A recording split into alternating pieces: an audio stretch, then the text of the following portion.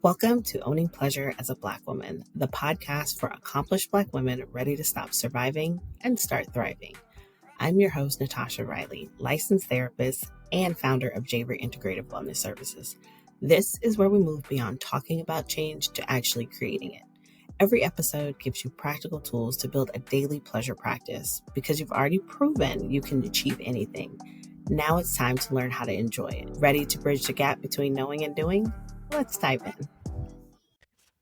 Hello, and welcome to another episode of Owning Pleasure as a Black Woman. I am Natasha Riley, your host, a licensed professional counselor that shares information on all things self-care, pleasure, and rest for high-achieving Black women. Thank you so much for being here for another episode. If you are new here, we have over 100 episodes of helping you build a foundational relationship with self-care, pleasure, and rest because we all deserve the foundations. So I hope you go back and listen to these episodes and get a feel for what you can build. And if you are an OG, thank you for coming back. I appreciate you. Those downloads are running up. So that is so very exciting to see. Not only do I have listeners in the US, but I now have listeners all over the world. And that is super, super exciting. So thank you all for being here wherever you are. Now, before we get into today's topic, make sure you head over to javerywellness.com/reset and get your 7-day self-care reset. It is 7 days of foundational support of how to start prioritizing self-care. Self-care really is just making sure that you're taking time for yourself, making sure you're doing the basic things that pour into you, because I know for a fact you're going to go out here and pour into everybody else. So the least you could do is prioritize you first and then go take care of everybody else. So again, javerywellness.com/reset to get that started completely free. Today's episode is for the woman who handles everything. I feel like that's how I start every episode, but it's a true story. She handles everything, and I mean everything, but quietly fantasizes about someone just asking how she's doing and actually meaning it. Not that disingenuous, hey, how's it going? When you really know that you're not going to do anything to help her. You're the one that everyone comes to when things are falling apart. But when things fall apart for you, you disappear inside yourself and you figure it out alone. You say, I'm fine, before anyone even finishes asking. You've cried in the car, you've cried in the shower, you've cried on the drive home, but never in front of anyone who could actually help. And even though you're surrounded by people who love you, care for you, and adore you, you still feel completely alone. And the most exhausting part about this, you built it that way. But it's not because you wanted to. It's because at some point it was the only safe option that you had. And that's what we're going to get in today. Now, I want to name this clearly. I want to tell you exactly what this is. What I'm describing is hyperindependence. And don't clutch your pearls, okay? Because as a Black woman, we're all guilty of it. I'm guilty of it. Very much guilty of it. And it is one of the most common patterns that you will see in high-achieving women, especially Black women. And there's nothing wrong with you being this way. I promise you it's not. Again, it's normal. I've seen it in clients. Again, myself, my clinicians, my friends, it's normal. And there's a very good reason that we are this way. It's not a personality type. Hyperindependence is a protective response. So it shows up as refusing help even when you're overwhelmed, over-functioning so no one has a reason to let you down, feeling vaguely uncomfortable, almost irritated when someone tries to take something off your plate. Dang, I got it. Leave me alone. Finding it easier to support others than to receive support for yourself. And saying, again, I got it, before you've even assessed what is actually going on. And for Black women especially, this pattern, it's celebrated. Let's say what it is.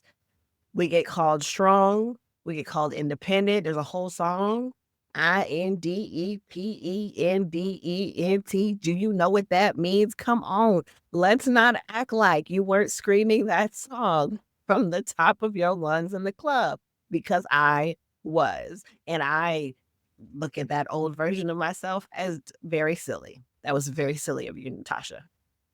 They say it like it's a compliment. Right? Like, I'm not going to dilute our reality. It might have been, and at some point, it kept you safe. But there's a difference between a chosen independence and hyper independence born from the belief that depending on anyone and everyone is dangerous. Hyper dependence usually develops when depending on someone didn't go the way that you wanted it to. It didn't go the way that it was supposed to. Maybe you needed something as a child and the adults around you were unavailable, whether that's emotionally, physically, or consistently. Maybe you asked for help and you were dismissed, or your needs were minimized, or the help came with all of these strings attached. Maybe you watched the women in your family carry everything alone. Most of us did. And we absorbed the message that what she's doing, is what strength looks like. Maybe the world taught you in ways big and small that being vulnerable meant being exposed, and being exposed meant getting hurt. So your nervous system has made very logical decisions. I don't need nobody. I will need no one. I will be so capable, so self-sufficient, so undeniable that I will never be in a position to be let down. Listen, I need to be real with you for a second. You're here listening to this episode. Maybe you're not alone. You feeling seen. And girl, that's beautiful. But if you're like most of my listeners, you're going to finish this episode. You're going to feel all inspired for about 10 minutes and then go right back to your regular life where you're still putting everyone first. I get it. I've been there. But here's what I've learned. The gap between knowing what you need to do and actually doing it is where transformation lives. Now, if you're tired of just consuming content about self-care and you're ready to start practicing it, not tomorrow, not next week, but starting today, I created something specifically for you. It's called the 7-Day Self-Care Reset, and it's exactly what it sounds like. 7 days of simple, actionable steps that help you move from thinking about prioritizing yourself to actually doing it. No overwhelm, no complicated systems, just practical tools that work with your real life. You'll get permission to put yourself first, learn to recognize those inherited patterns that keep you stuck, and discover what your authentic desires actually are underneath all the expectations. This isn't about adding more to your plate. I'm not going to do that to you. It's about finally honoring what's already on it, starting with you. Ready to stop listening and start living? Visit javerywellness.com/reset. That's RESET. And let's do this work together. Because the woman who just listens and the woman who actually takes action, they live completely different lives. Now, back to the episode. And that was a brilliant strategy for them. I actually had someone at work, one of my clients at work, come into my office in tears because she was struggling and she felt so bad about the fact that she had to ask for help. And she used those exact words. I feel bad. I feel like I failed. Now I got to go back and tell everybody I actually need help. And I'm just like, let's talk about why that's not a bad thing. And granted, during that time together, there was no real convincing her that this wasn't a failure. Maybe there was like a glimmer of understanding, but it's going to take her a lot longer to unlearn that because that comes from a long line of hyperindependence. So it's protection from disappointment, from the specific kind of pain that comes when you reach out and no one reaches back. The reality is, for most of us, history and present has shown us that no one is coming to help us. No one is coming to help us. It protects us from being seen as weak and needy. Labels that, for Black women, carry an enormous weight. To be looked at as weak and needy? No, not me. And part of you believes if I stop managing everything, something is going to fall apart. That is such a common theme in all the things that we've talked about in every episode, is that if I stop, if I slow down, if I rest, everything is going to fall apart. Or if I let someone in and they leave anyway, that's a devastation I I can't do that. I can't afford to have a breakdown because I let someone in and they leave. And there's this hardcore, deep down in your spirit belief that the only person that you can count on is yourself. I'm all I got. And at some point, that probably was true.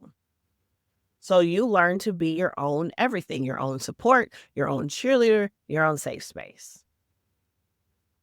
But this is going to cost you long term. This is not sustainable. It's just not. And I get it. I know there's probably some of you that are listening and you're saying, Natasha, no, I legit have nobody. Like there is no one that I can depend on. Everyone has let me down. And I want to invite you to start paying more attention to your environment. Pay more attention to your environment. Are you in spaces with people that you don't need to be in spaces with? Are there flags, red flags, orange flags about people that came up and you didn't pay attention to them? You're not in the right space. You're not in the right space. And it could be because of your own survival mode, right? Sometimes we attract people that are like us. And so, of course, they can't do anything for us because they're just like us, right? We're in survival mode. They're in survival mode too. What they gonna do for us? So when you start taking deep breaths and step back and prioritize you, you'll start to notice that there are actually people, may not be people that you thought, but there are people out there that really want to show up for you, that really care for you, and they really love you. So sometimes I want to challenge what our brain tells us. Okay, so let's get back to what this is going to cost you long term to be hyper independent. There is something to be said about wanting to protect yourself. But there are certain things that being hyper independent can't protect you from. It cannot protect you from the loneliness of being surrounded by people and still feeling completely unseen. When you can't receive help, you also can't receive love the way it wants to come to you. You have blocked your blessings and blocked the love.